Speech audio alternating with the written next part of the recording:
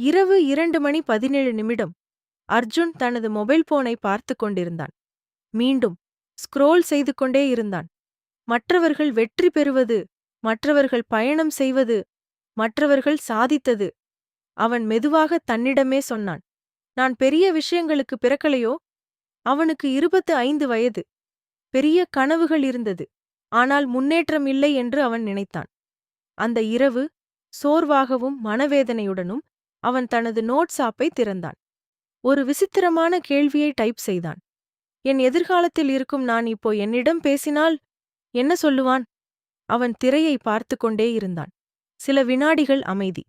பிறகு மெதுவாக டைப் செய்ய ஆரம்பித்தான். போரடிக்கிறது என்று சொல்லிவிடாதே. அர்ஜுன் சற்றே நின்றான். மீண்டும் எழுத ஆரம்பித்தான்.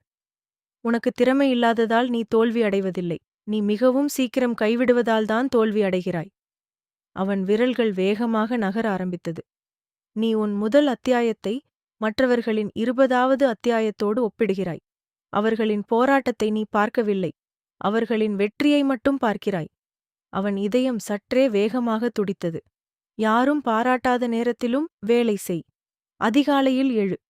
1 வருடம் கழித்து நீ உன்னை நன்றி சொல்லுவாய். அவன் எழுதுவதை நிறுத்தினான். அறை முழுவதும் அமைதி. பல மாதங்களுக்குப் பிறகு அவன் முதன்முறையாக தன்னை இழந்தவனாக உணரவில்லை. அவன் வழிகாட்டப்பட்டவனாக உணர்ந்தான். அந்த நாளிலிருந்து அர்ஜுன் ஒரு சிறிய வாக்குறுதி எடுத்தான்.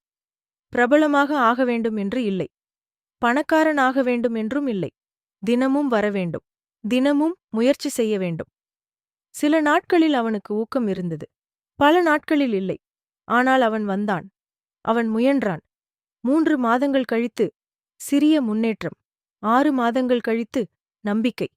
1 வருடம் கழித்து முற்றிலும் மாறிய வாழ்க்கை. அது பரிபூரணமான வாழ்க்கை இல்லை. ஆனால் வலிமையான வாழ்க்கை. ஒரு மாலை தனது பழைய நோட்டை திறந்தான். அந்த வார்த்தைகளை மீண்டும் வாசித்தான். அவன் சிரித்தான். ஏனெனில் அவன் ஒரு முக்கியமான உண்மையை புரிந்து கொண்டான். நம்மை காப்பாற்றும் குரல் அதிகமாக நம்முடைய உள்ளத்திலிருந்தே வருகிறது. நாம் அதை கேட்க வேண்டும். பாடம்: ஊக்கம் வரும் வரை காத்திருக்காதே. உன் எதிர்கால நானு பெருமைப்படும் மனிதனாக இன்றே ஆரம்பி.